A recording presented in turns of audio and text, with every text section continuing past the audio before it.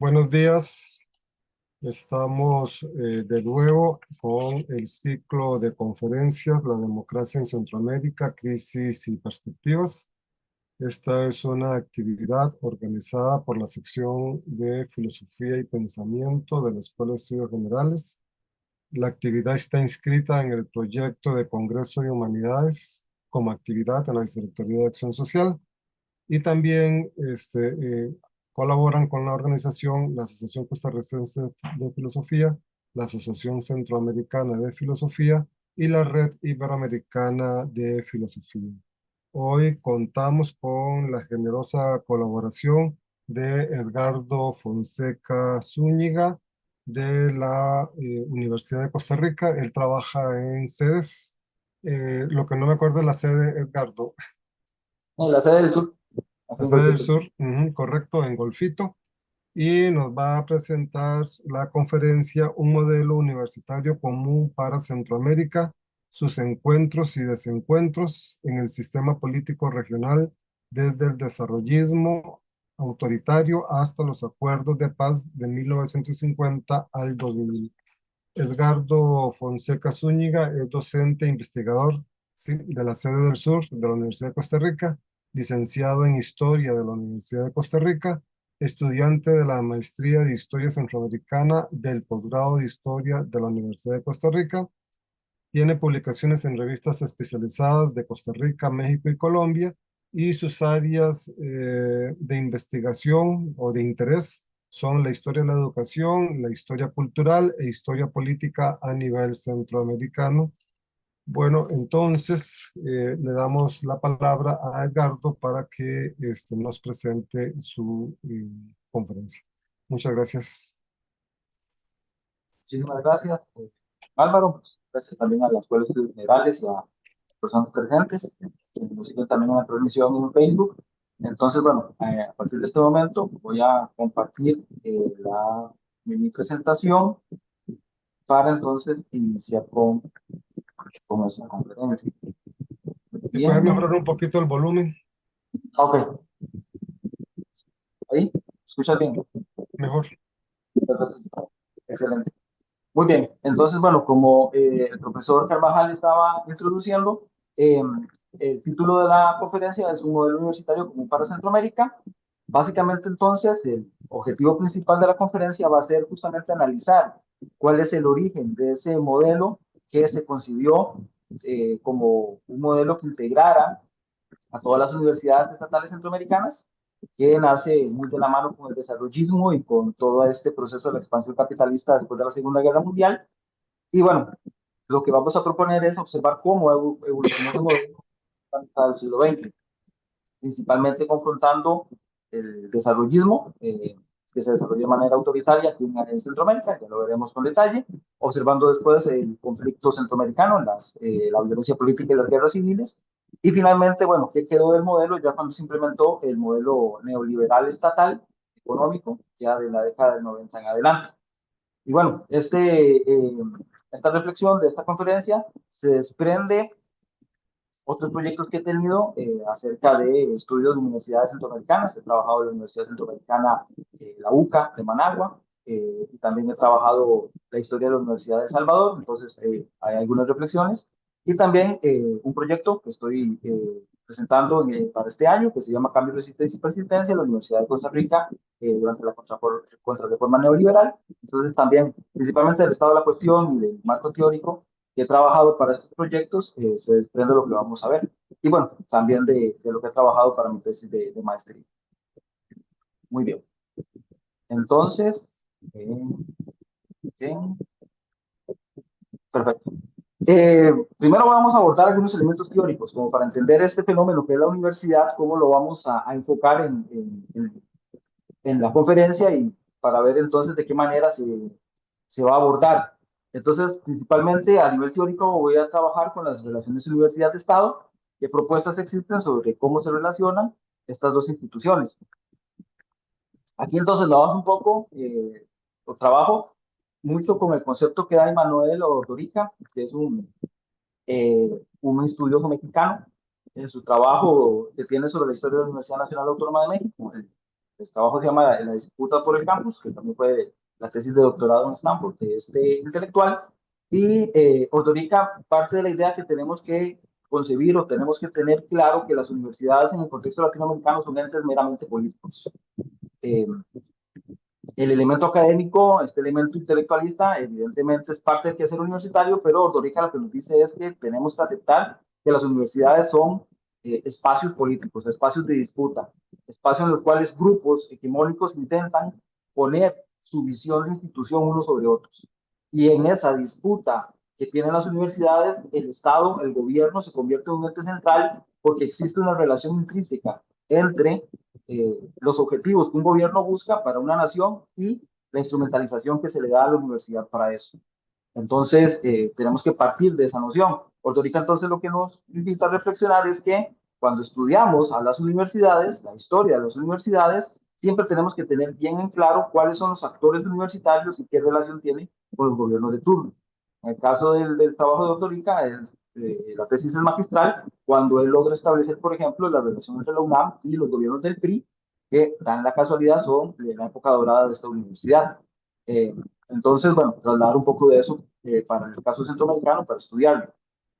Además, también quiero colocar este esquema que es del profesor Juan Bautista Rien, que bueno, Juan Bautista Rien es un personaje muy interesante en la historia de la Universidad Centroamericana, fue el rector de la Universidad de la UCA, de Managua, en la década de los 70, fue jesuita, después abandonó los hábitos, pero Arrién, en un estudio interesante que se llama la Universidad del Cambio Social, básicamente propone que esos son como los posibles posiciones de las universidades ante justamente la transformación social. Este elemento es esencial porque, para adelantar un poquito, recordemos que uno de los elementos fundamentales del modelo centroamericano propuesto durante la década de los 50 va a ser que las universidades van a convertirse en entes transformadores de la sociedad. Y justamente, en el caso de la Universidad de Costa Rica, eso es uno de los objetivos que tenemos para transmitir a nuestros estudiantes, que se conviertan en agentes de cambio. Entonces, bueno, Arrien más o menos propone que podríamos establecer un espectro de el impulso o la profundidad de este cambio. Entonces, Arrien habla de que existen universidades que van en el academicismo, simplemente se encargan de producir profesionales, no tienen ninguna otra consecuencia, y el otro lado de este espectro serían aquellas sociedades que proponen la disolución de la universidad, puesto que la consideran una institución burguesa. Entonces, más o menos nos ponemos en entre estas líneas. Mi propuesta es que el caso del modelo universitario común que vamos a estudiar intentó colocar a las universidades en el nivel 3, que nosotros nos convirtiéramos en conciencia crítica de la nación, sin abandonar nuestras tareas academicistas y nuestra noción de cooperar al desarrollo principalmente económico de los países, de las naciones. Nosotros intentamos ser una conciencia crítica, fomentar esa criticidad entre nuestros estudiantes. Como lo vamos a ver, durante el desarrollo de la segunda mitad del siglo XX, las universidades centroamericanas fueron profundizando más estas nociones de cambio. Tenemos universidades, por ejemplo, hay un proyecto muy interesante que tuvo la Universidad de San Carlos en la década de los 20 y los 30, que era la Universidad Popular. Entonces se acerca un poco más a esta noción de construccionista. Vamos a tener universidades, la de San Carlos, la Universidad de El Salvador, que van a tener una acción política directa, porque del movimiento estudiantil y de mucho de esa conciencia crítica que nace en estas universidades en la década de los 60, se van a educar y se van a formar los cuadros guerrilleros de los 70 y 80, cuando ya están en la violencia política, perdón, y las guerras civiles. Y en el caso, por ejemplo, de las universidades en Nicaragua durante la década de los 80, se ve este elemento, el número 7, la acción revolucionaria directa, porque, vamos a verlo también un poquito a profundidad, y ahí las universidades en el caso nicaragüense se alinearon completamente al proyecto sandinista revolucionario en la década de los 80. Eh, Fue una alineación completa a una noción revolucionaria y eso significó, por ejemplo, comprometer elementos esenciales como la autonomía universitaria. Entonces, bueno, todo eso lo vamos a abordar. También dentro de estas relaciones universidad-Estado, me gustaría trabajar Este es de Joaquín Brunner, es un teórico venezolano. Brunner habla más o menos como para ubicar cómo es que se gestionan las universidades y los ejes sobre legitimidad y efectividad que manejan. La propuesta mía es que nosotros estamos entre la gestión burocrática y el interno colegial. Eso quiere decir que nosotros somos universidades a nivel centroamericano en las cuales nos gestionamos de una manera burocrática como entes estatales, pero las decisiones importantes de la política universitaria las tomamos los universitarios. Tenemos un sistema cerrado en ese sentido.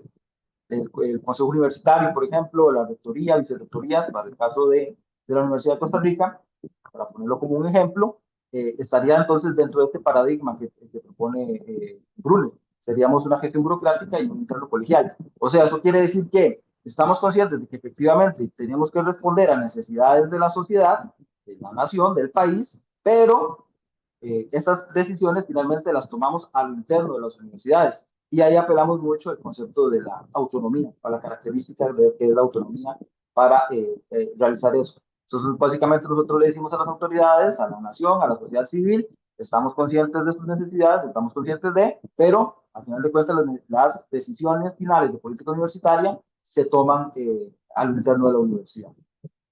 Y eh, también trabajando un poquito lo que es el famoso triángulo de Clark, esto lo que habla entonces es cuál es la cercanía que existe entre el Estado, las instituciones, como las universidades y los mercados, como para entender justamente esa dinámica.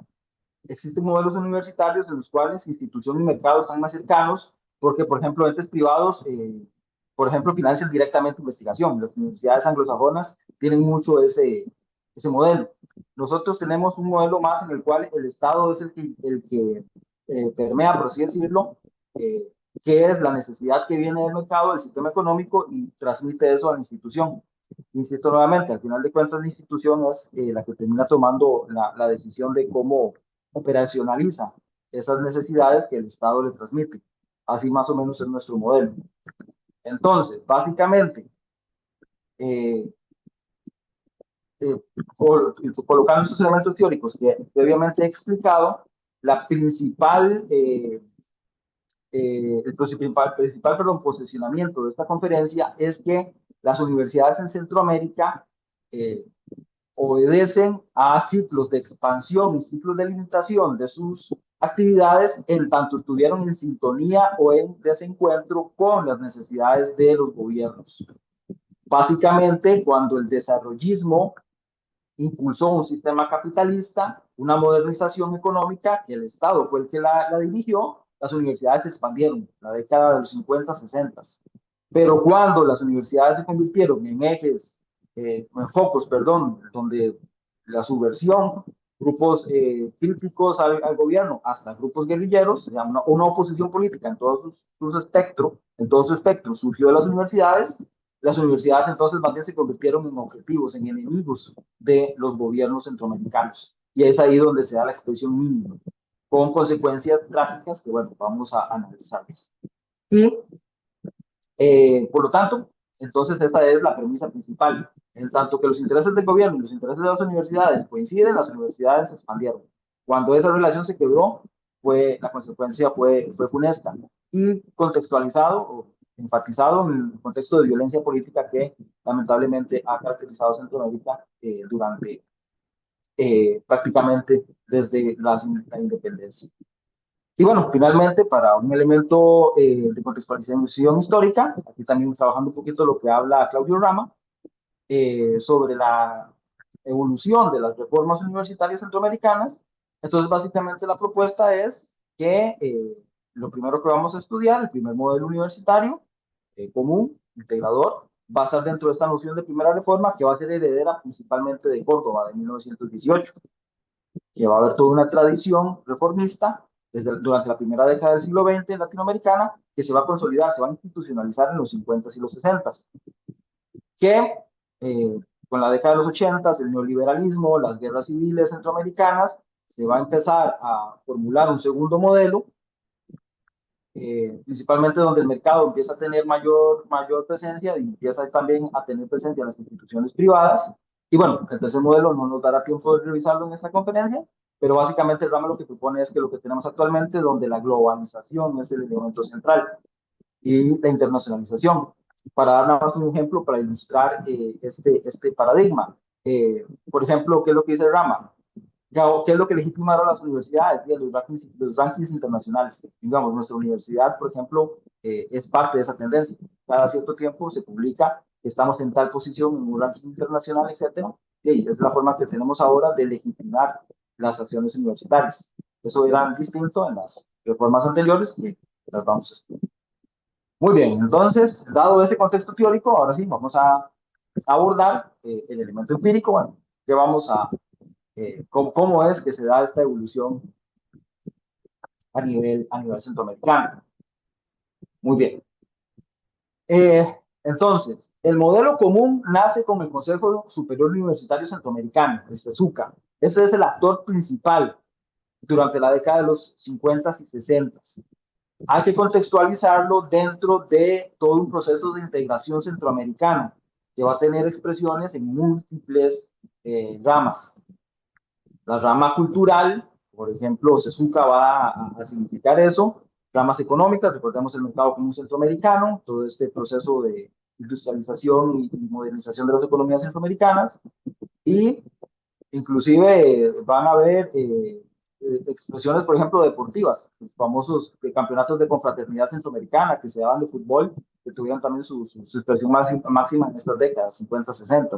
Entonces, Centroamérica tiene una noción integracionista en los 50 y el CESUCA es parte de ese proyecto. Entonces, un poquito para hablar del CESUCA, que es una de las actas fundacionales de CESUCA. CESUCA nace en 1948 en San Salvador. El principal antecedente que tiene CESUCA son las relaciones muy cercanas que tenía la Universidad de El Salvador con la Universidad de San Carlos de Guatemala, que vienen históricamente desde la década de los 40, inclusive más atrás, de los 30.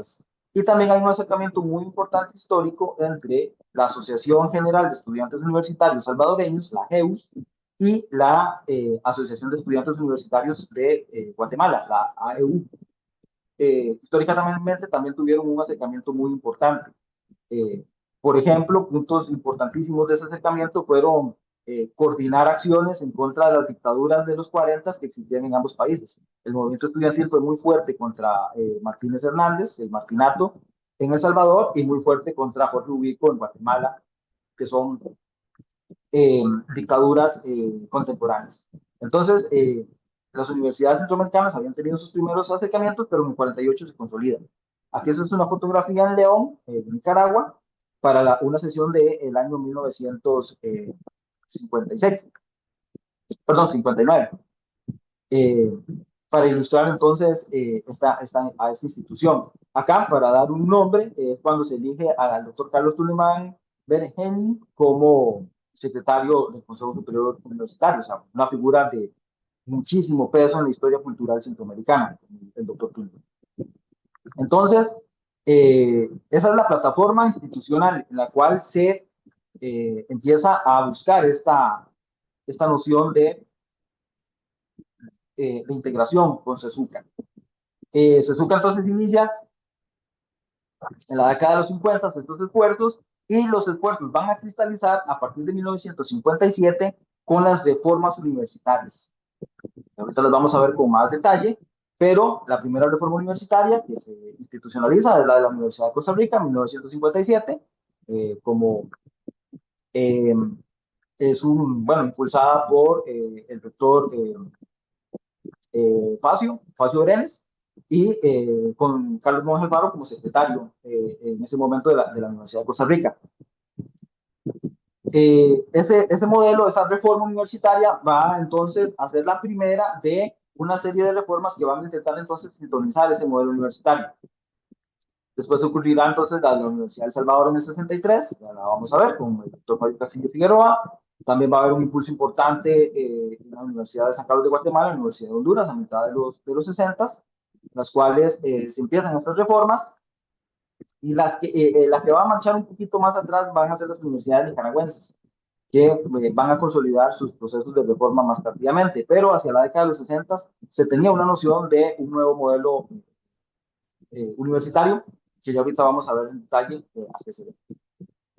Entonces, desde un punto de vista filosófico y de la concepción de la educación universitaria, estos modelos, estas reformas universitarias van a transitar entre estos dos ambientes. Hay un autor mexicano, Nicolás Lipp, que lo trabaja muy bien este tema. Básicamente son dos propuestas no antagónicas, pero sí que tienen concepciones diferentes. Y las reformas universitarias centroamericanas van a lidiar entre estos dos mundos. Por un lado va a estar Rudolf Atcom y va a estar el famoso informe Atcom que se da en la década de los 60. Rudolf Atcom es un asesor estadounidense que trabaja para UNESCO que tuvo o cobró mucha fama por asesorar procesos de reforma universitaria. Este, por ejemplo, es el informe que hace sobre la Universidad de Concepción en Chile, que ese va a ser uno de los modelos que se va a tomar como base para el proceso de reforma universitaria centroamericana. Con ACRON entonces hay que tener algo clarísimo. Hay una influencia enorme de la visión estadounidense sobre educación superior en el proceso de reformas centroamericanas. Eh, por ejemplo, el mismo modelo, que bueno, ya vamos a verlo, la piedra angular de la reforma, van a ser los estudios generales, tienen una inspiración estadounidense muy clara. Y también Estados Unidos había iniciado la exportación de este modelo a finales de los 50 en la Universidad de Puerto Rico. Y la Universidad de Costa Rica tenía muy buenas relaciones con la Universidad de Puerto Rico para hacer. Carlos Monge Alfaro reporta varios viajes a Puerto Rico en los cuales observa cómo se aplican los estudios generales para echar a andar el proyecto acá en Costa Rica. Entonces, ATCOM va a tener mucha influencia. ¿Qué es lo que va a proponer ATCOM? Básicamente está dentro de este modelo desarrollista en el sentido de que las universidades deben transformarse en esos entes que promocionen o promulguen una movilidad social. Las universidades deben calificar la mano de obra necesaria para echar a andar el sistema capitalista en Latinoamérica, que bueno, recuerden, ¿cómo se llama? Los diagnósticos que hizo CEPAL y todo esto, aquello de que el capitalismo nuestro, de las grandes debilidades que tenía, básicamente CEPAL lo que concluye es que hay un enorme atraso técnico y un enorme atraso estructural. Entonces, bueno, ATCOM, el informe ATCOM y la visión estadounidense es que las universidades deben convertirse en esos entes que modernicen las economías para que el capitalismo pueda ser posible en nuestra región.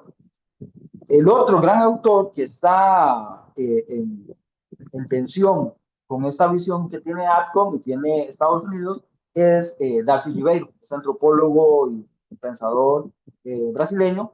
Darcy Ribeiro tiene, bueno, estos dos textos que son fundamentales, la Universidad Latinoamericana y la Universidad Necesaria. Básicamente, Ribeiro lo que dice es que tenemos que observar cuál es el contexto latinoamericano para entender qué es lo que debe ser la universidad. Es una noción entonces más cercana a la universidad como ente transformador, pero con una función social más clara. Básicamente, esta noción de liberación, muy de acuerdo con la pedagogía de Freire, con la teología de la liberación, con la teoría de la dependencia, perdón. Entonces, que las universidades deberían convertirse en esos centros que liberen que, a América Latina, que rompan la dependencia de América Latina. Entonces, por eso Ribeiro habla de esa universidad necesaria para el contexto de dominación y neocolonización que existe en América Latina. Entonces, bueno, básicamente los reformadores centroamericanos leen a estos autores y bueno, sale como un consenso un poco más tirado hacia el lado de Atcom. De hecho, Atcom tiene un papel activísimo, por ejemplo, en la Universidad de Honduras, la Universidad Nacional Autónoma de Honduras, y Atcom también, o la visión de Atcom va a ser más triunfadora porque la cooperación estadounidense va a ser fundamental para que los modelos de reforma y las reformas universitarias centroamericanas sean posibles, como ya lo vamos a ver a continuación. Muy bien, entonces, ¿qué es lo que propone esta reforma universitaria? Básicamente, para conectarlo, ¿qué es lo que propone entonces este modelo común? Entonces pongamos estos elementos como fundamentales. El modelo común centroamericano va a estar de la mano con la reforma universitaria de finales de los 50 y la década de los 60. Va a ser la expresión de ese modelo de integración común que nace de CESUCA. El documento que le da vida a esta idea de integración es el Plan de Integración de la Educación Superior Centroamericana, que se aprueba en 1961. Entonces, ¿qué es lo que se propone? Vamos a ver algunos elementos fundamentales. Lo primero, construcción de ciudades universitarias. Ese es el primer elemento. Hay que recordar que la tradición de las universidades en Centroamérica, al igual que en el resto de América Latina, desde la época liberal, eran edificios que se encontraban distribuidos en las capitales de las ciudades. Entonces, la reforma lo que dice es que nos tenemos que concentrar todas las actividades universitarias en un solo punto, entonces se construyen ciudades universitarias. Y estos otros edificios que quedan en las capitales adquieren otras funciones. Por ejemplo, en el caso de Guatemala, el Parainfo en la ciudad de Guatemala, o por ejemplo en Honduras, también la antigua sede de la universidad está ahí en el puro centro, parte del Congreso hondureño, se utilizan para actividades de extensión, etcétera, pero toda la actividad universitaria se concentra en un solo lugar. Por ejemplo, estas son fotografías de la década de los 60 de la Universidad de San Carlos de Guatemala. Este es el edificio de la rectoría, que es un edificio, una arquitectura muy, eh, que identifica mucho a esta universidad. O, por ejemplo, aquí vemos lo que es el proceso de construcción de la Universidad de El Salvador, el campus de la Universidad de El Salvador. Son terrenos que se habían adquirido de los 40, pero un proceso que ya acelerado de construcción de edificaciones es para esta época, de la mano con la reforma de la Universidad de El Salvador, que, insisto nuevamente, es de 1963, impulsada por Fabio Castillo Figueroa. Ese va a ser el rector que va a impulsar ese proceso. O aquí tenemos otras fotografías. Esta es la ceremonia de la colocación de la primera piedra de la nueva ciudad universitaria de la Universidad Nacional Autónoma de Honduras, el campus que también se encuentra ahí en Tegucigalpa. Y eso también son fotografías de la construcción de esa universidad. Entonces, la construcción de ciudades universitarias va a tener varias consecuencias. Primero, va a crear una identidad universitaria, o sea, la universidad va a estar en lugar y entonces la ciudad universitaria va a funcionar realmente como un espacio donde el estudiante, el docente, va a sentirse universitario. Y es muy importante porque también crea espacios de socialización universitaria. Eso va a ser fundamental para entender toda la organización estudiantil de los 60 y sobre todo en los 70 cuando esa organización estudiantil se radicaliza y mucha de ella muta a un movimiento ya abiertamente revolucionario. Por ejemplo, comedores, residencias estudiantiles, asociaciones de estudiantes dentro de los edificios, etcétera, bibliotecas, se van a convertir en centros de disputa, de discusión. Y ese espacio universitario, ese espacio físico de socialización va a ser fundamental para articular los movimientos estudiantiles. Entonces, es muy importante también considerar esa consecuencia con la construcción de las universidades. Aquí es una célebre fotografía ante la maqueta de la ciudad universitaria, allá en San Pedro, de nuestra universidad, las autoridades del momento. Y estas son fotografías de la construcción del edificio de ingeniería y la Facultad de Educación de nuestra universidad, unas fotografías también de la década de los 60. Entonces, insisto nuevamente, es muy importante observar que estas ciudades universitarias van a ser manifestaciones entonces de esa expansión de las labores universitarias. Después, como les estaba indicando, va a haber una fuerte cooperación estadounidense, principalmente, internacional en general, pero principalmente estadounidense, a este proceso. Acá en esta fotografía, para ejemplificarlo, es Fabio Castillo Figueroa, rector de la Universidad de El Salvador, con personeros del Banco Interamericano de Desarrollo, que esos son los encargados de poner la plata, de financiar estos procesos de construcción, estas infraestructuras. Va a haber muchísima influencia también de fundaciones. Por ejemplo, en esta placa, que es de la Universidad Nacional Autónoma de Nicaragua, la sede en León, por ejemplo, es un edificio de ciencias básicas que, como lo ven acá, fue construido con colaboración de la Fundación Ford. Entonces, Fundación Ford, Rockefeller, Carnegie, estas fundaciones eh, filantrópicas estadounidenses también van a tener mucho peso en este proceso. O, por ejemplo, esta es una foto que ilustra esta internacionalización, en el caso de nuestra universidad, con los primeros convenios, por ejemplo, con la Universidad de Kansas. De hecho, donde estoy aquí yo en Golfito, somos fruto de ese proceso de cooperación con la Universidad de Kansas. una foto de la década de los 60. Entonces, la internacionalización, principalmente la cooperación estadounidense, va a ser fundamental para el proceso. Ahora, la pregunta que se viene es, ¿por qué Estados Unidos estaba tan interesado en financiar a las universidades centroamericanas? Entonces, IATCOM nos da las respuestas. A final de cuentas, recuerden que el desarrollismo se observa como una válvula de escape para la tensión social que existía en la región. Recuerden la Revolución Cubana del 59, la Alianza para el Progreso de Kennedy, que es del 61-62, está dentro de este marco. Entonces, básicamente, Estados Unidos estaba interesado en que nos desarrolláramos dentro del sistema capitalista y para evitar movimientos sociales y para evitar revoluciones y evitar otra Cuba en América Latina. Por lo tanto, hay una inversión de capital muy grande para que la educación se convierta en una válvula de escape ante esas tensiones sociales. Y las universidades entonces se van a observar como elementos fundamentales para eso. Y también las universidades van a estar en sintonía con los objetivos de los gobiernos centroamericanos de desarrollar el capitalismo. Básicamente, eh, hay una expansión de servicios, educación, salud, infraestructura. Entonces, hay que crear mano de obra para respaldar esa expansión. Hay eh, existe una diversificación también productiva, por ejemplo, el modelo de sustitución de importaciones y la diversificación agrícola que se da. Entonces, bueno, se necesita también mano de obra tecnificada para ese proceso económico. Entonces, las universidades cumplirían ese rol dentro de este proceso de desarrollo económico. Otro elemento esencial, he venido insistiendo, de la mano de lo que Ortorica nos dice, es la relación estrecha entre los gobiernos de la década y las universidades. Acá quiero ejemplificarlo, dos fotografías que nos dicen esto. Esta es eh, la presencia, perdón, en la visita del presidente Kennedy al campus de la Universidad de Costa Rica. O sea, la fotografía es clarísima. El presidente Kennedy y nuestro escudo en el campus universitario. Recuerden que Kennedy es el que financia e impulsa la Alianza para el Progreso. Entonces, esta es una manera de completamente compenetrar el proceso de alianza, alianza para el Progreso, perdón, con todo este desarrollo en materia universitaria del que hemos venido hablando. Y esta también es una fotografía muy importante, es en Roma. Entonces, este señor es el rector de la Universidad de Roma. Aquí está Facio Brenes, ya nuestro más emblemático rector, y por supuesto José Figueres Ferrer, 3 veces presidente de la República.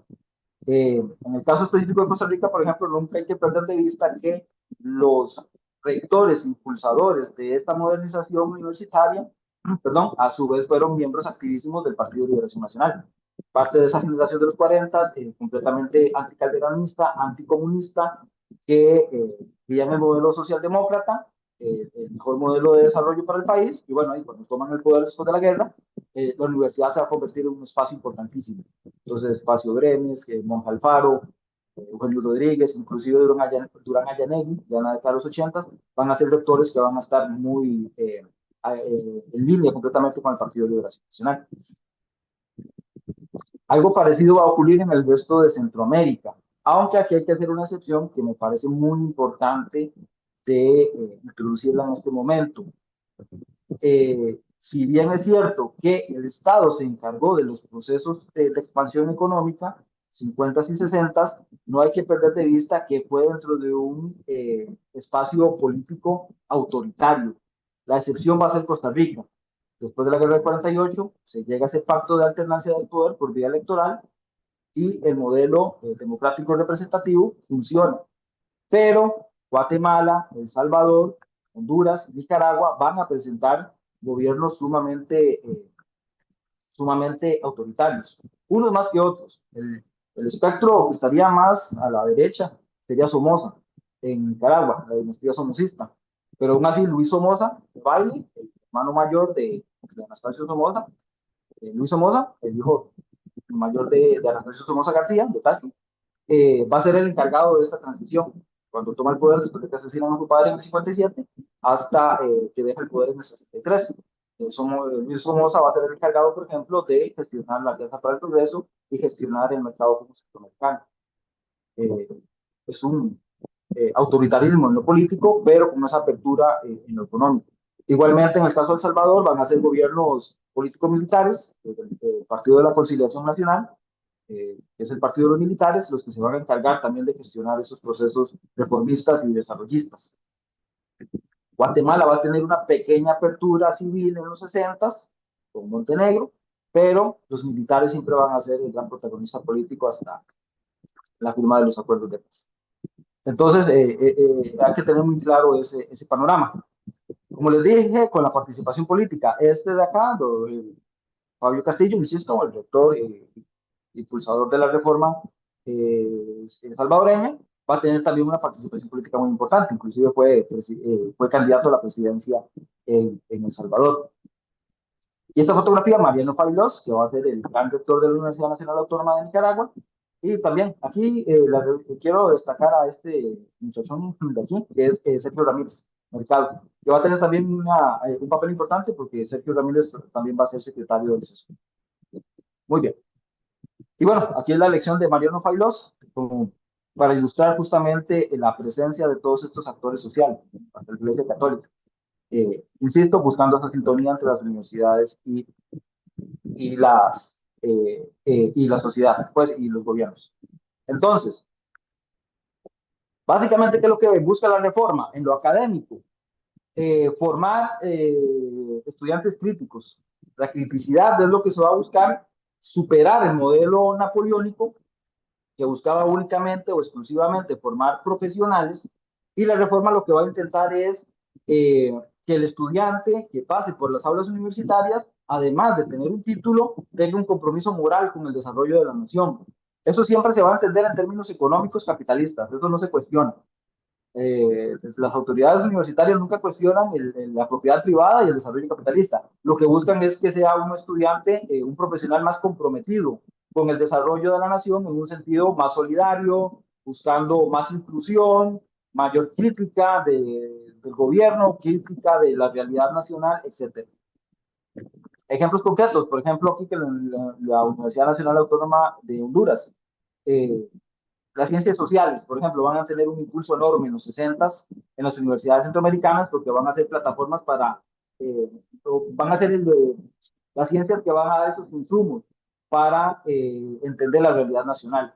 Acá una lección de sociología, por ejemplo, en Tegucigalpa.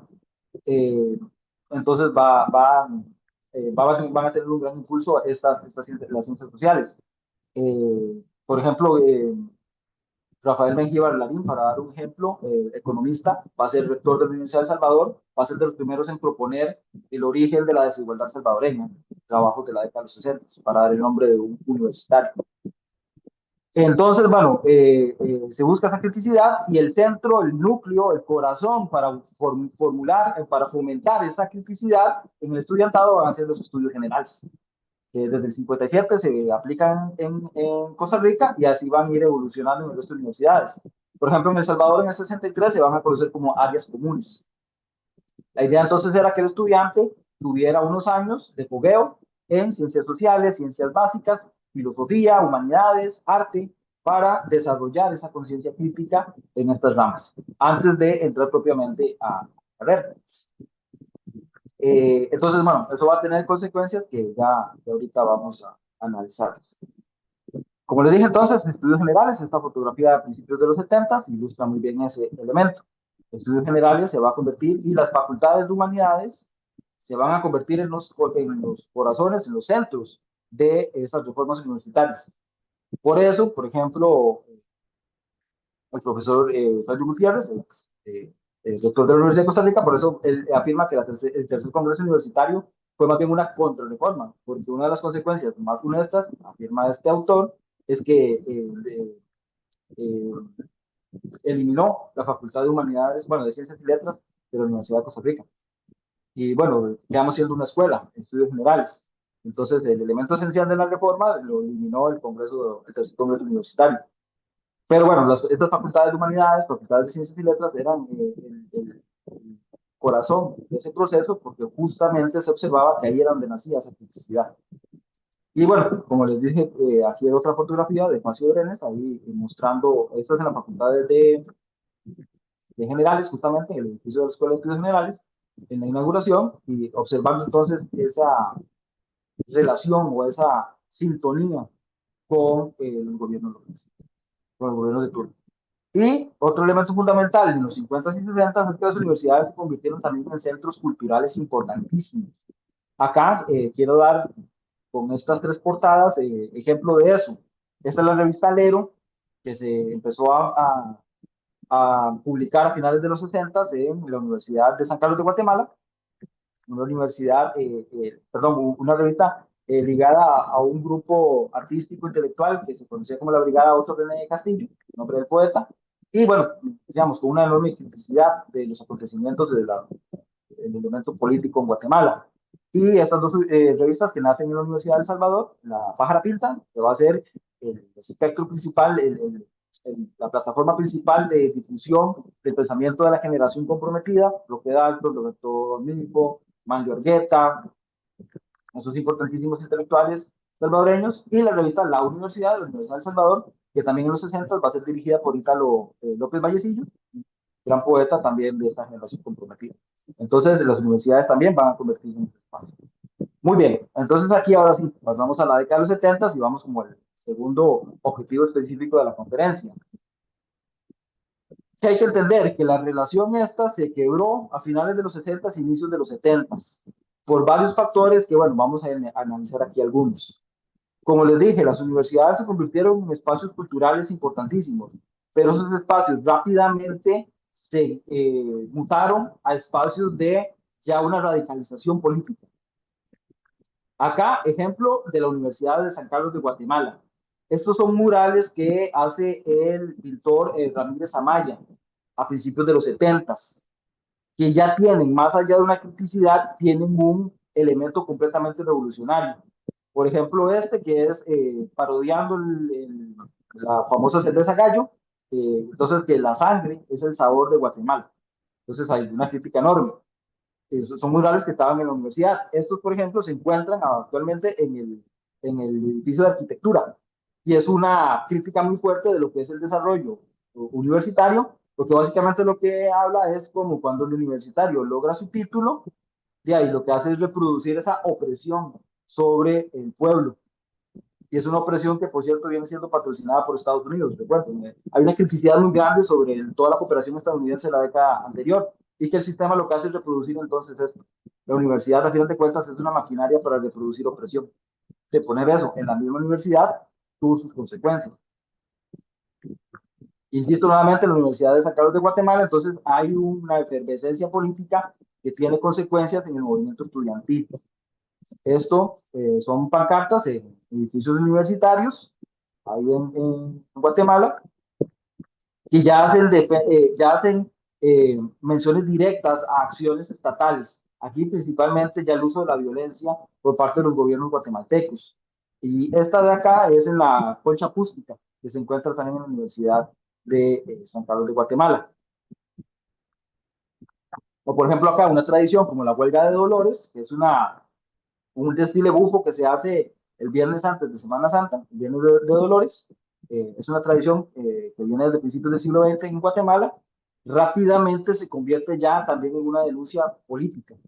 No solamente se busca denunciar elementos de la vida universitaria o elementos del quehacer universitario, sino escala ya a una posición crítica del gobierno y abiertamente revolucionaria.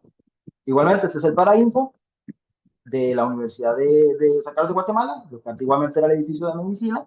Y bueno, insisto nuevamente, es como el espacio universitario se convierte en un espacio revolucionario. Aquí también lo podemos ver en algunas fotografías de la huelga de Dolores. Esto es, de hecho, cerca del Museo de la Universidad de San Carlos, ahí en el centro de Ciudad de Guatemala. Ahí ven, Escuela de Trabajo Social, Escuela de Ciencias Económicas. Y hay críticas directas dentro de este espacio universitario, por ejemplo, a la G2, que era la policía política guatemalteca durante el régimen militar, y, por ejemplo, referencias a desaparecidos aquí en estas cruces. Entonces, insisto, el espacio universitario muta a un espacio revolucionario. Esto es mucho más fuerte en Nicaragua, en El Salvador y en Guatemala, porque son tres sociedades que también estaban con regímenes autoritarios más pesados. En el caso de Nicaragua, por ejemplo, bueno, ahorita lo vamos a ver, pero las asociaciones estudiantiles fueron bases para reclutar miembros para el Frente Sandinista de Liberación Nacional. Muy bien. Aquí estos son la GEUS, la Asociación General de Estudiantes Universitarios de El Salvador, que también son ejemplos de cómo este espacio universitario y el movimiento estudiantil se convirtió en un movimiento revolucionario. Este es en el caso de Nicaragua. Por ejemplo, esta es una protesta para lo que se conoce como el Día del Estudiante. Que hay que recordar, el 23 de julio de 1959, la Guardia Nacional reprimió de manera muy violenta una protesta en la Universidad Nacional en León, y bueno, tuvo el saldo de varios estudiantes muertos. Entonces se hace esa conmemoración. Y esta fotografía es famosa a principios de los 60, cuando estudiantes universitarios entran al campo en un partido de béisbol y colocan esta pancarta que dice "No más Somoza", al frente de Anastasio Somoza, que estaba buscando la reelección. Entonces, el espacio universitario se convierte, insisto, en un espacio de, eh, de revolucionario. Y esta fotografía es la toma de una iglesia de la Catedral de Managua, a principios de los 70, estudiantes de la Universidad Centroamericana, y bueno, este señor que está acá es Fernando Cardenal, que recuerden va a ser ministro de Educación durante el gobierno revolucionario, hermano de Ernesto Cardenal, el famosísimo poeta. Entonces, esa radicalización se manifiesta. Aquí en Costa Rica vamos a tener una radicalización, pero no a ese nivel como el que hubo en el resto de Centroamérica. Principalmente la diferencia es el grado de represión que tuvo el movimiento. Vamos a verlo, pero la violencia que se practicó contra el movimiento estudiantil, contra las universidades en general en Centroamérica, escaló, o sea, fue muy, muy importante. Desconfiguró completamente las actividades universitarias. Aquí en Costa Rica hay un contagio, por así decirlo, de esa efervescencia política, pero al final de cuentas el conflicto siempre se institucionalizó. Eso, para quienes han estudiado el caso de Alcoa, como Randall Chávez, por ejemplo, y quienes han estudiado el caso de Alcoa, queda clarísimo. Al final de cuentas se logró institucionalizar el conflicto. Estas son fotografías justamente de Alcoa, a 1970, que justamente hacen referencia de eso. Iván, por ejemplo, esta es interesante, está Carazo, que era diputado en el momento, después presidente de la República, siempre estuvo alineado con los intereses estudiantiles y de la universidad, por ejemplo. Y bueno, aquí algunas guardias civil reprimiendo algunos estudiantes, pero insisto, el nivel de violencia es distinto. Tal vez la huelga que escaló un poco más fue la del principio de los 80, el tecnológico, esa la ha estudiado Iván Molina, que tuvo una presencia policial en el campus, etcétera, pero, insisto nuevamente, es una violencia que hay que recordarla, hay que destacarla, pero comparativamente con el resto de Centroamérica hay que entender también, bueno, cuáles fueron eh, sí, cuál fue la escala que tuvo. Entonces, ¿por qué esto es tan importante? Insisto nuevamente, las universidades entonces se convierten en focos de oposición política. Esa oposición política en muchos sentidos, en muchos grupos, escaló ya a una oposición armada revolucionaria. Eh, ¿Por qué motivo? Parece que la criticidad que estudios generales y la criticidad que el desarrollismo le dio a los estudiantes en los 60 escaló a una posición ya abiertamente revolucionaria. En los 60, por ejemplo, se empezó a leer a Marx, a Althusser, a la sociología francesa, la teología de la liberación empezó a tener también mucho impacto en las universidades centroamericanas. Eh, Hay que recordar que los primeros en radicalizarse en el movimiento estudiantil van a ser las juventudes cristianas de los partidos social cristianos, por ejemplo, el Partido Demócrata Cristiano Salvadoreño, de Napoleón Duarte, o el Partido Socialdemócrata, perdón, el Partido Social Cristiano Guatemalteco, muy influenciados por la teología de la liberación. El marxismo, leer a Che Guevara, la influencia de Fidel Castro, los vietnamitas también, todo el proceso en Vietnam, radicaliza a un estudiantado al punto tal de efectivamente observar que la respuesta es la vía armada. Por lo tanto, entonces, las organizaciones estudiantiles, asociaciones estudiantiles, pronto evolucionaron a focos guerrilleros. Por ejemplo, en el caso de El Salvador, el primer foco guerrillero en El Salvador, uno de los primeros focos guerrilleros en El Salvador nace de estudiantes de Derecho de la Universidad de la UES, que es, bueno, se llamó de hecho el grupo, que son los responsables, por ejemplo, del secuestro de un empresario, bueno, de Tomás Regalado, y de su posterior asesinato. Entonces, las universidades, justamente estudiantes de las universidades toman esa vía armada. Acá, para poner ejemplos concretos, y, perdón, entonces, para introducir un elemento teórico importante, recuerden que la forma en la cual las universidades, perdón, la forma en la cual los gobiernos respondieron a esta subversión o respondieron a esta oposición política fue aplicando la doctrina de seguridad nacional, que básicamente da a los militares todo el papel para llevar a cabo las labores de gobierno.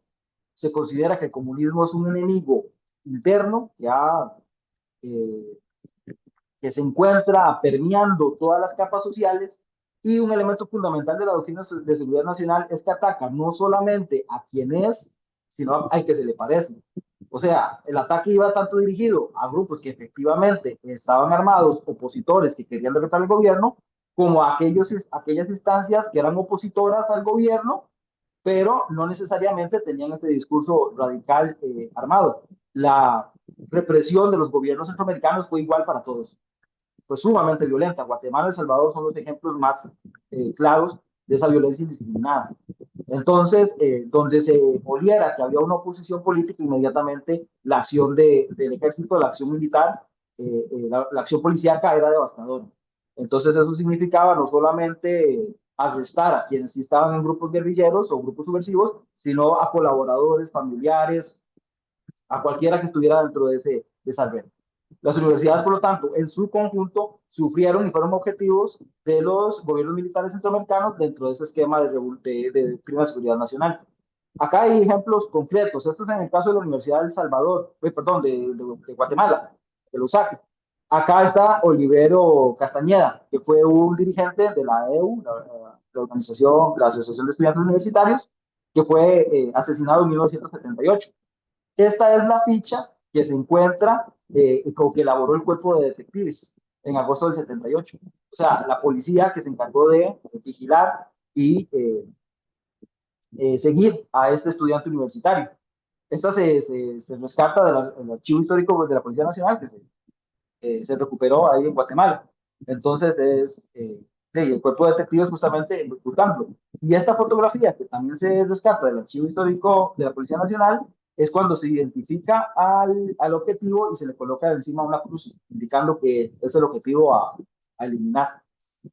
Y que se encuentra acá, lo tomé del diario militar, que salió en 1999, Edgar Rolando Bonilla Santiago, que fue también miembro, vean, aquí está, este es el Frente Estudiantil Revolucionario.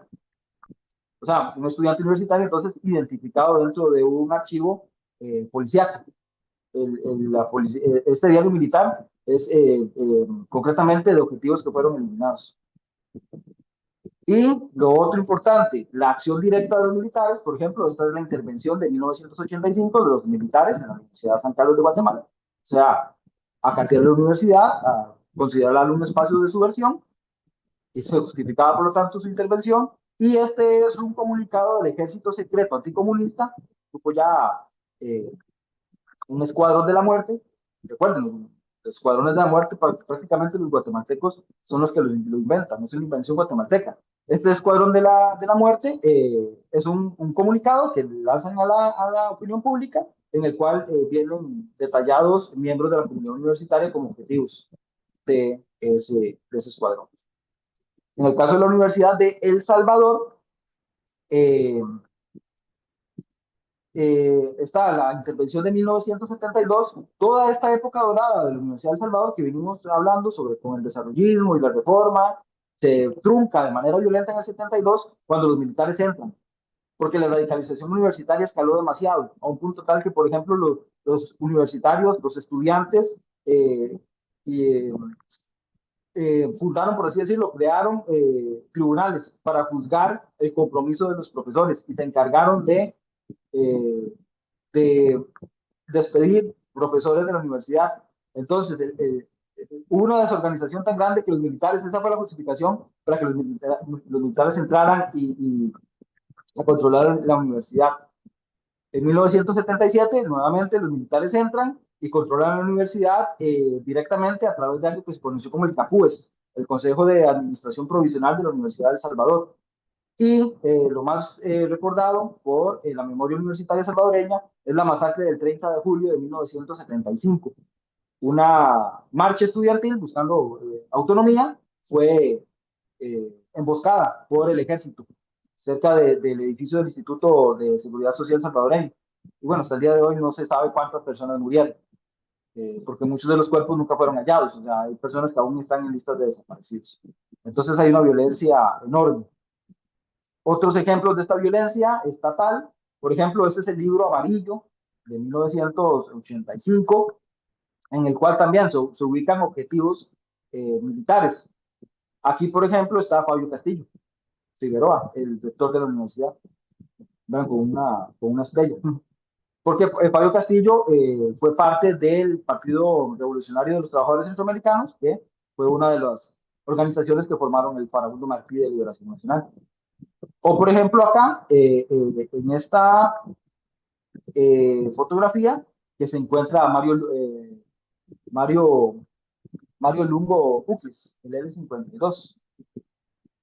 Mario, bueno, recuerden, es un gran intelectual centroamericano, ligado a la Universidad de El Salvador, y bueno, era parte también de los objetivos. Entonces, eso, insisto, es ver cómo esta dinámica de la doctrina de seguridad nacional, cómo se refleja y cómo las universidades se convirtieron en objetivos militares dentro de este crimen de violencia. Igual en la Universidad de El Salvador se asesinó al doctor Félix Ulloa a principios de 1980. Y bueno, esta es una fotografía de la intervención de 1980, estudiantes saliendo respaldados o resguardados por la Cruz Roja. La Universidad de El Salvador, recuerden, estuvo cerrada desde el 80 hasta el 84, en el inicio de la guerra civil. Y bueno, otras fotografías. Esta, igual, la intervención del 80, cuando estudiantes en el suelo, cateados por policías, y la forma en la cual fueron tratados los estudiantes universitarios. Aquí vienen algunas ilustraciones. Estas son hechas por una artista gráfica, Valeria Varas, de origen chileno, que trabajó para el CESUCA, trabajó para EDUCA, trabajó aquí en la Universidad de Costa Rica. Y bueno, fueron de esos carteles que se hicieron justamente para buscar esa solidaridad internacional ante estas intervenciones militares y ante el asesinato de miembros de las comunidades universitarias centroamericanas. Entonces, dentro de ese clima de violencia, 70s, 80s, Nicaragua, quiero ponerlo como una excepción interesante, porque recuerden que el gobierno de la revolución surgió en el 79 y dentro del gobierno revolucionario las universidades se convirtieron en elementos esenciales para echar a andar el proyecto revolucionario sandinista, básicamente con una noción muy parecida al desarrollismo, crear mano de obra necesaria para los proyectos revolucionarios. Aquí, por ejemplo, va a existir una relación muy fuerte entre la juventud sandinista, 19 de julio, y todos los proyectos sandinistas. Por ejemplo, este es del Ejército Popular de Alfabetización, para la Cruzada de Alfabetización, que fue de los proyectos más grandes que el sandinismo impulsó. Entonces, los estudiantes universitarios fueron elementos esenciales para ese proceso. También, por ejemplo, la recolecta de café, las recolectas de algodón, contaron con mucha presencia de la juventud. ¿Cómo se manifiesta la violencia de la guerra en el caso nicaragüense? Recordemos que en los 80 el gobierno sandinista está en una guerra abierta bueno, con estos grupos que, ese genérico de la contra, con la guerra de la contra, y entonces se empezó a implementar el servicio patriótico militar, o sea, la obligatoriedad a partir de los 16 años de reportarse y prestar servicio militar. Entonces eso afectó directamente a las universidades porque cuando uno analiza, por ejemplo, las matrículas de esta época, hay una disparidad enorme entre hombres y mujeres. La cantidad de hombres disminuye notoriamente con respecto a la cantidad de mujeres por la cantidad de hombres que tuvieron que presentar el servicio militar patriótico y que estaban justamente en la edad universitaria. Muy bien, entonces, ya para ir cerrando, eh, que hay que entender que en 1900, a partir de 1990, cuando se empiezan a fructificar los procesos de paz que fueron impulsados desde, bueno, Contadora y después el proceso, el Plan Arias para la Paz, a partir de, bueno, el 92, que son los tratados de paz de Chapultepec en México, y para el caso salvadoreño, en el 96, que vienen los procesos en Guatemala, el 90, que es la paz de Zapoa y la transición del gobierno sandinista al gobierno de la UNO. Eh, Cuando se sale de esta larga noche, que fue esta violencia política, las universidades quedaron completamente desconfiguradas, desestructuradas, porque la violencia fue directa contra ellos, contra estas comunidades. En el caso de la Universidad de Salvador, por ejemplo, se robaron libros los militares, material didáctico, o sea, los edificios estuvieron abandonados 4 años, entonces fue una desestructuración enorme.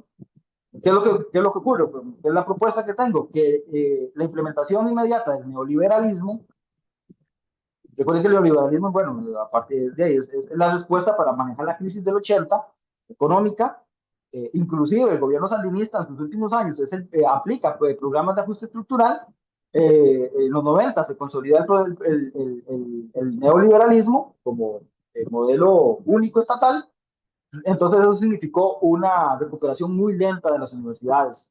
La violencia que sufrieron en los 80s y en los 70s y 80s se encontró con la década de los 90s de desprovista de presupuesto para poder nuevamente recuperarlas. Entonces las universidades centroamericanas se han desestructurado porque de ahí el Estado nuevamente ha sido ya disímil lo que el Estado quiere y lo que las universidades buscan. ¿Qué es lo que recupero yo? Que toda la violencia de los 70s y los 80s significó un espacio de memoria histórica para las universidades centroamericanas. Por ejemplo, la Asociación de Estudiantes Universitarios lleva el nombre de Oliverio Casalla de León, que fue asesinado en el 78. Está este episodio que se conoce como los mártires del 89. Entre agosto y septiembre del 89 desaparecieron a estos dirigentes estudiantiles, aparecieron los cuerpos únicamente de 5, hay otros que aún siguen desaparecidos, y bueno, han sido recordados en el espacio universitario. Por ejemplo, este monumento está en la USAC. O en el caso de la Universidad de El Salvador, el 30 de julio del 75 se convierte como en el elemento más emblemático y que se utiliza entonces para las luchas actuales, principalmente para buscar presupuesto. Porque estas universidades lo que reclaman es que de ahí el Estado no ha resarcido y el Estado no ha asumido su responsabilidad en la desestructuración de las universidades durante las guerras civiles. Entonces aquí, bueno, dos ejemplos de lo que es esa memoria histórica en el caso salvadoreño. Por ejemplo, en el caso nicaragüense, en la década de los 90, estas son marchas que se hicieron por lo que se conoció como las marchas del 6%, que fueron marchas convocadas por estudiantes universitarios para exigir el 6% para las universidades estatales, el 6% del presupuesto. Fueron convocadas 92, 96 en contra del gobierno de Violeta Chamorro. En aquel momento, que fue un gobierno que aplicó de manera bastante tajante estas medidas neoliberales. De hecho, la última marcha, la del 96, tuvo, digamos, estudiantes murieron con el enfrentamiento policial. Y en el caso de Costa Rica, me parece, como para reseñar eso, lo que fue el combo en el año 2000, la lucha contra el combo del ICE, tuvo una participación estudiantil muy importante. Acá, por ejemplo, la figura de José Merino del Río, muy relacionada con la Universidad de Costa Rica, en ese momento diputado, y aquí hay un cartelito del CINDEU, y bueno, esta que es presencia de estudiantes de la Universidad Nacional. Entonces, básicamente la propuesta que tengo es esa, de que el neoliberalismo, la recuperación de las universidades estatales centroamericanas ha sido lenta porque el neoliberalismo ha significado un recorte presupuestario para lograrlo. Y esto es lo que termina de completamente desestructurar la integración que se intentó en la década de los 50 y 60. Los mismos estados que se integraron en la educación superior centroamericana se encargaron de desarticularla, primero violentando militarmente, con violencia política a las universidades y después quitándoles presupuesto. Entonces eso significó, por ejemplo, apertura y mucho del espacio universitario ahora ha sido tomado por universidades privadas en Centroamérica y las universidades se encuentran muy desarticuladas. Y bueno, esa sería mi propuesta. Entonces, les agradezco mucho su atención. Y bueno, gracias por oírme casi esta hora. Me estoy un poquito, pero me emociono con estos temas. Pero bueno, les agradezco muchísimo su atención esta mañana. Muchas gracias, Edgardo. Mucha información, muchos años resumidos en tu presentación. Muy interesante las fases y los procesos que has enunciado. Llegas como hasta los 90, ¿verdad? En ese proceso. Sí, sí, falta, hay mucho que hacer todavía. Bueno, no sé si tienen preguntas o comentarios para abrir este espacio.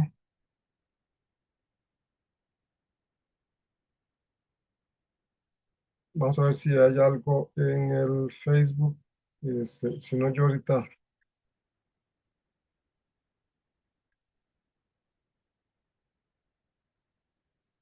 en el Facebook no hay nada. Bueno,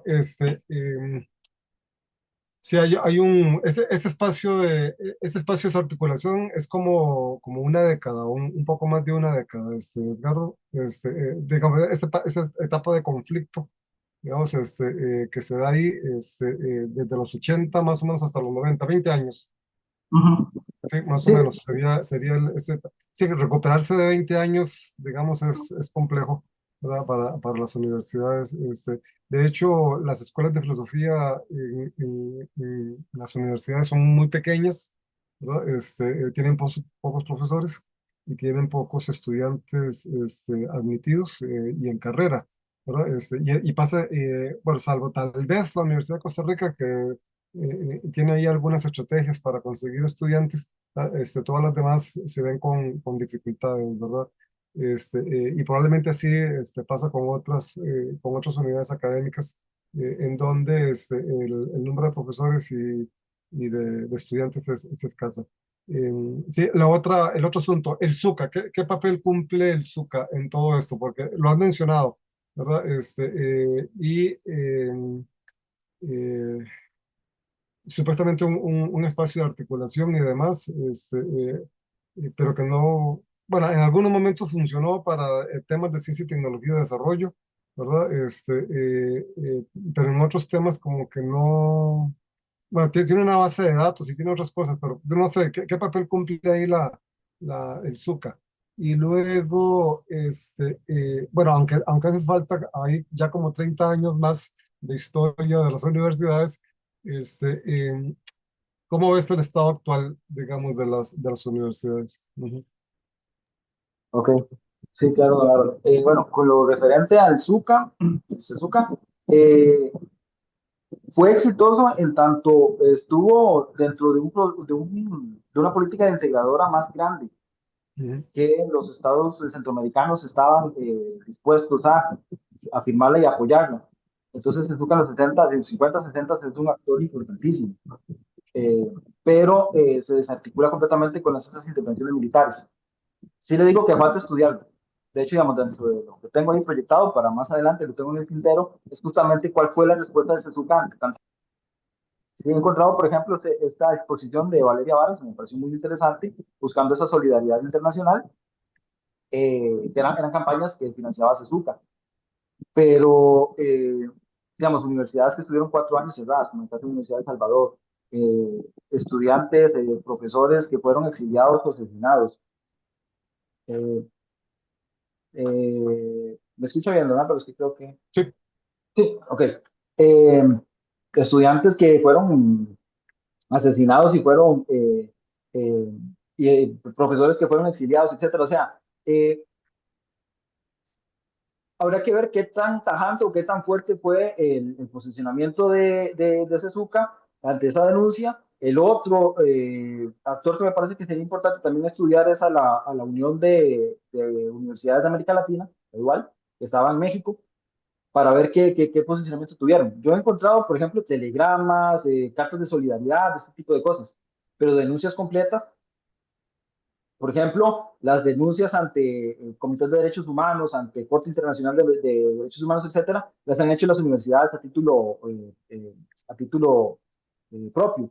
Claro que, por ejemplo, si se suca alguna política de Sesuca para condenar y buscar consecuencias políticas, pues, perdón, consecuencias penales ante todas estas cosas. No, no, no lo sé si se ha hecho o no se ha hecho. No, Así que, hay que revisar Codeuca. Ujú. sí. Ujú. exactamente. Sí, Y digamos, como te digo, es algo que hay que estudiar. Después, bueno, los 30 años que vinieron después, la situación ha sido complicada porque el desarrollo de las universidades ha sido disparo a nivel centroamericano. Insisto, se buscaba que fuera igual. Inclusive uno cuando lee lo primero se suca, hay proyectos de posgrados comunes, por ejemplo. Por ejemplo, que nosotros tenemos posgrados centroamericanos de sociología, porque la idea era que nosotros nos encargáramos de eso. Pero, por ejemplo, había un proyecto para que la Universidad de San Carlos de Guatemala se encargara del posgrado de veterinario.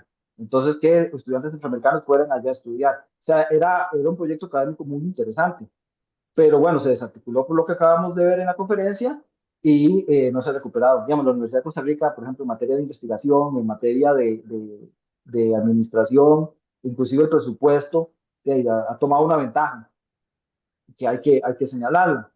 Y las otras universidades ha sido más complicado para ellas. Y haciendo eco tal vez de lo que ahorita está estudiando David Díaz Arias, de ahí el neoconservadurismo que ha venido, el nueva autoritarismo que ha estado en Centroamérica, es un escenario también muy duro para las universidades. La Universidad de San Carlos de Guatemala, por ejemplo, el campus estuvo cerrado casi que año y medio por un problema en la elección del último rector. Un desencuentro fuertísimo entre el movimiento estudiantil y el nuevo rector suspendió clases casi que año y medio. En El Salvador, la relación entre Bukele y la UES es complicada. Y considerando que el vicepresidente de Bukele es hijo de Félix Ulloa, el que fue asesinado en el 80, pero la UES, hay una relación ambivalente, realmente. ujú, Bueno, en el caso de Nicaragua, eso sí está clarísimo, de que Nicaragua, la UCA se convirtió en el epicentro del movimiento del 2018 y la respuesta del gobierno de Daniel Ortega ha sido funesta, aplastante en contra de las universidades. Cerrar la UCA, es que ni Somoza lo hizo, es que eso es lo que hay que tener claro. sí, Ni siquiera Somoza digamos, tomó una acción así. Y el cierre de la UCA es una pérdida enorme para Centroamérica completa. Las investigaciones de la UCA eran importantísimas, el acervo, los archivos que la UCA tenía eran cosas valiosísimas. Y bueno, eso ha significado que Nicaragua ha quedado completamente aislada culturalmente del resto de Centroamérica, porque bueno, no se puede aceptar, las otras universidades no podrían aceptar eso. sí. Bueno, hay una participación de Marco Aurelio.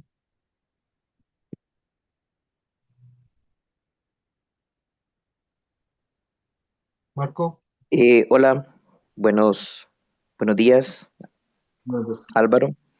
Buenos días, Edgardo. En primer días. orden, aprovecho no dejo escapar la ocasión para felicitar por esta amplia exposición tuya. Ya habíamos conversado un poco, ¿verdad? En aquella gira de filósofos que hicimos con Álvaro y colegas centroamericanos. Y, y bueno, este recorrido que has hecho es bastante gratificante y suscita reflexiones. Si me lo permiten, yo quiero siendo lo más conciso posible, compartirles algunas, algunas reflexiones e impresiones a partir de esa exposición. Y cuando te escuchaba, para mí como un hilo conductor que ha marcado, eh, digamos, los últimos, bueno, en el periodo que vos tratás de abordar, creo que estamos hablando de 50 años, ¿verdad? Entonces, en esos 50 años hay un modelo estatista, es decir, nuestras universidades públicas, naturalmente se apuesta por un modelo estatista, quizás inspirado en lo europeo, pero eso ha tenido justamente esas complicaciones, que al tener nuestros países instituciones débiles o estados de derecho débiles, con sus excepciones, pienso que Costa Rica, aún con sus defectos, está en una mejor posición que el resto de países y Panamá también lo ha venido haciendo mejor. Eso ha provocado un ciclo de violencia e inestabilidad permanente. Entonces, mientras hacía la exposición, yo anotaba cómo nuestras universidades y nuestras comunidades académicas han estado marcadas por la violencia política, el militarismo, el guerrillerismo, y cómo esto de revolucionario de armas, porque no estamos hablando de una revolución literaria o de una revolución científica, de una revolución tecnológica, sino esta onda, ¿no? de, del culto a las armas.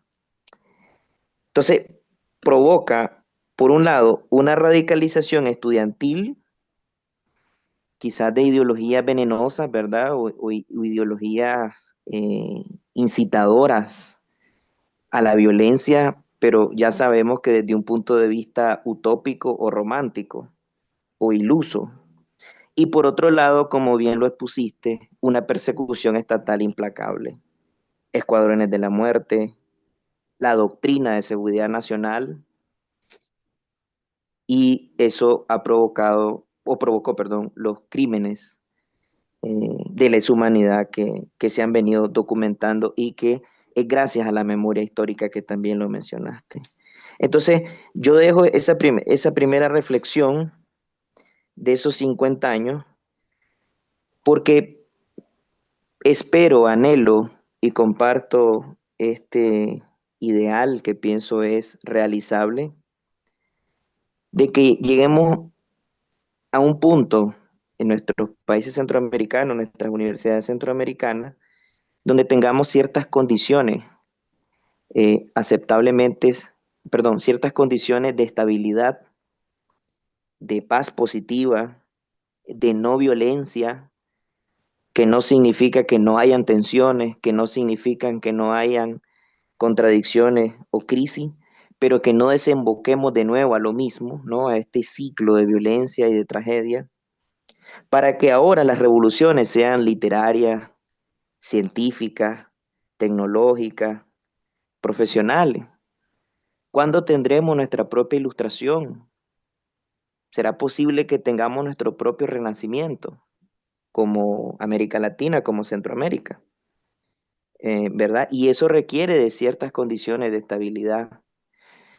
Mientras hablaba yo decía, ese culto a lo heroico como sacrificio de la vida ha hecho germinar poetas, músicos, no trovadores, pero cuando uno visita otras partes del mundo, pues uno se encuentra que además de poetas, trovadores, músicos, escritores, a propósito que hace poco se nos fue Mario Vargas Llosa, ¿cuándo los filósofos?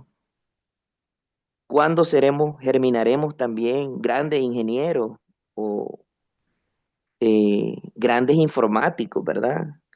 Que también complementen el sentimiento y el ideal con un desarrollo material equilibrado e inclusivo para que justamente la gente eh, menos favorecida no se marginalice y provoque, ¿no?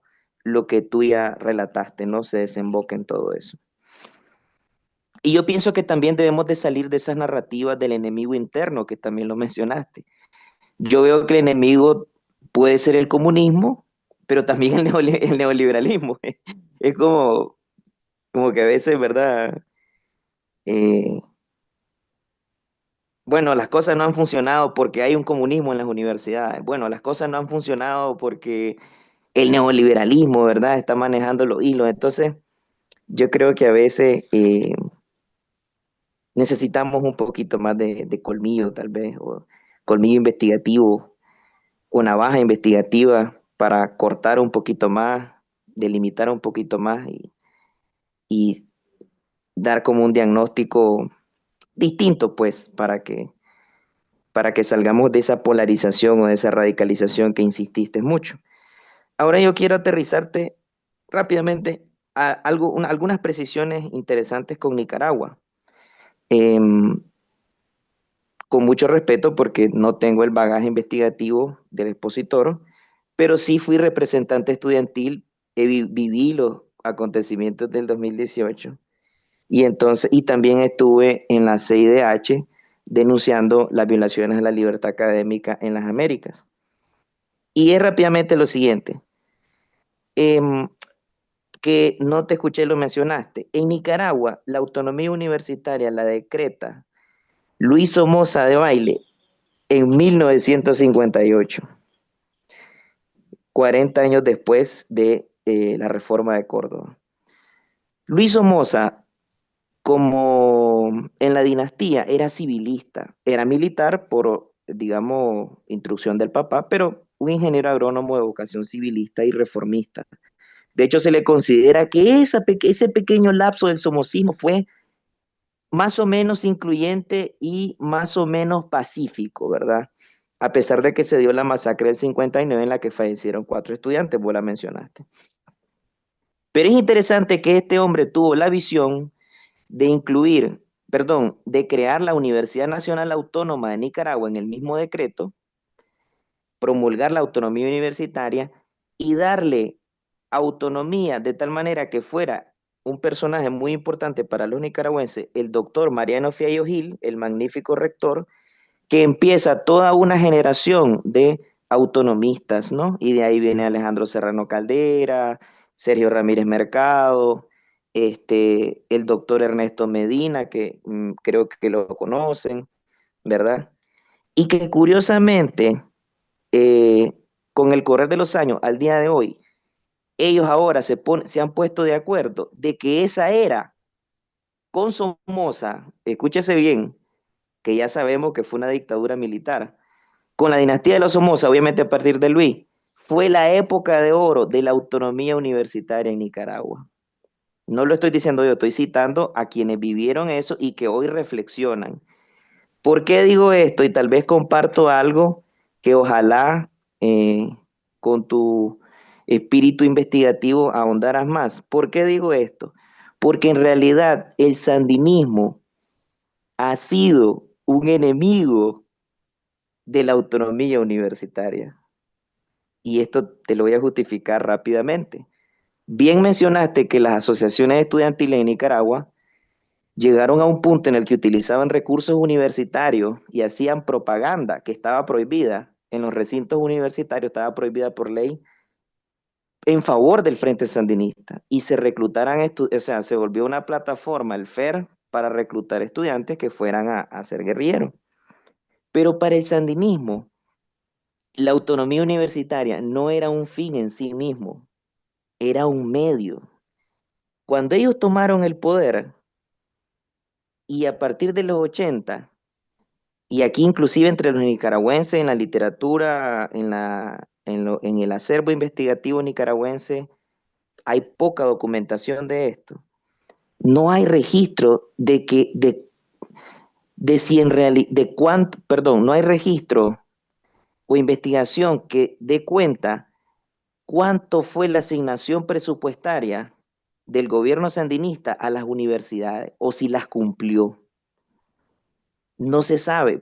¿Y por qué lo decimos esto? Porque justamente ese es el argumento para que en el 90 ellos apoyen las protestas del 6%, pero cuando ya son oposición, no cuando están en gobierno.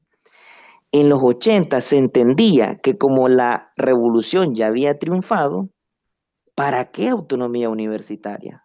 ¿Para qué? Si justamente la autonomía había permitido derrocar al régimen somocista. Entonces, de ahí que hubieran purgas. Doctor René Lacayo, filósofo purgado de la Universidad Pública Nicaragüense, el profesor Fernando Benavente, en su momento Tomás Borges, como un Tomás de Torquemada, se encargó de censurar y controlar la Facultad de Filosofía en los 80. Y entonces esas son cosas que, de las, como te digo, no se hablan. Y ya en el 90, cuando pierden el poder, entonces las universidades públicas y las ONGs se convierten en esa nueva trinchera de lucha, que fue distinto con la rectoría del doctor Serrano Caldera en Managua, en la UNAM Managua, y con Ernesto Medina en León, pero eso fue un paréntesis. De ahí, de nuevo, las universidades públicas cayeron en las garras del Frente Sandinista. Y sin hacerlo más largo, hasta el día de hoy, ya con el segundo periodo, con otro Frente Sandinista, naturalmente, pero es el Frente Sandinista, otro sandinismo, una versión más extremada, más vulgarizada, como le querramos llamar, pero es el Frente Sandinista, ¿no? Ya hoy eso, digamos, la bestialidad contra la libertad académica, contra la autonomía, ya creo que todos la dominamos. Entonces, ahí les quería compartir esas reflexiones. Al punto, perdón, que hoy por hoy, y esto lo expusimos con Álvaro en la UCR, la filosofía ya no existe como carrera, ni en la universidad pública, ni en la privada. No existe. Y lo que existe es asignatura de filosofía en la UNAM Managua, impartida por politólogos, por sociólogos, es decir, no hay una profesionalización en ese sentido de la enseñanza de filosofía en la universidad y naturalmente muy sujeta a propaganda partidaria y familiar. Entonces, ahí les dejo esa reflexión. Muchísimas gracias por el espacio. Sí, muchas gracias, Marco. Es interesante algunos datos que nos das. Sí. Bueno, no sé, Edgardo, si quieres agregar algo más a lo último. Antes de nada más voy a leer un comentario en el chat. Es de Luis Martínez, dice muchas gracias a Edgardo por la exposición y la orientación que le ha dado al tema. Me parece relevante pensar el tema de la universidad desde una visión integradora de la realidad centroamericana. Perfecto, no, muchas gracias. No, y el profesor Luis Martínez, de hecho, hemos conversado de también trabajar, por ejemplo, las universidades jesuitas. Ahí lo tenemos pendiente. Ujú. No, y lo que Marco Aurelio estaba apuntando, sí, efectivamente, digamos, lo que tengo más claro, sí lo he estudiado cuando trabajé en el caso de la Universidad Centroamericana de Managua. eh, sí, el Consejo Nacional de Educación Superior, que se quedó en el gobierno sandinista, eliminó la autonomía universitaria de manera tajante, porque alineó completamente la política universitaria a los intereses de la revolución. Y miembros del Poder Ejecutivo estaban dentro de ese consejo y tomaban decisiones como, por ejemplo, la oferta académica. Entonces, existieron universidades que trasladaron la oferta académica de un lado a otro para no duplicar esfuerzos, etcétera. Por ejemplo, la UCA, lo que encontré que me parece muy interesante, la UCA se especializó en este elemento agrario para echar a andar la reforma agraria y en humanidades también para echar a andar eh, toda la campaña de alfabetización. Pero sí, efectivamente, el sandinismo, cuando empezó a tornarse más autoritaria la revolución, alineó completamente muchos sectores y el sector universitario fue uno de ellos, exactamente. Y no, eso sería entonces. Muchísimas gracias. Bueno, muchas gracias, Edgardo Fonseca, por tu excelente exposición que nos permite pensar y reflexionar sobre estos procesos de la política universitaria y su vinculación con la sociedad. Y quiero recordarles a las personas presentes y a los que nos escuchan por otros medios que la siguiente exposición es de Alberto Ruiz Méndez de la Universidad Nahuatl de México y que se titula Las palabras pueden dividir a la gente, polarización afectiva como catalizador de la crisis contemporánea de la democracia. Esta conferencia será el 14 de mayo, igual a las 10 horas, y que están todas las personas cordialmente invitadas. Bueno, y creo que con esto, Edgardo, no sé si tienes algo más que decir para cerrar, y con esas palabras cerraríamos. No, bueno, agradecerte, agradecer, bueno, al profesor Carvajal, agradecer a los presentes, a la Escuela de Estudios Generales. Y ya, que el tema universitario me parece que en este momento es vital para defender a la universidad, que es lo que me parece que es la misión más importante que tenemos en el contexto actual. Tenemos que conocer perfectamente, digamos, tenemos que conocer de dónde vivimos y me parece que la historia es un insumo muy importante para esta nueva meta que tenemos, que es la defensa de la educación superior pública. Bueno, muy bien, muchas gracias. Vamos.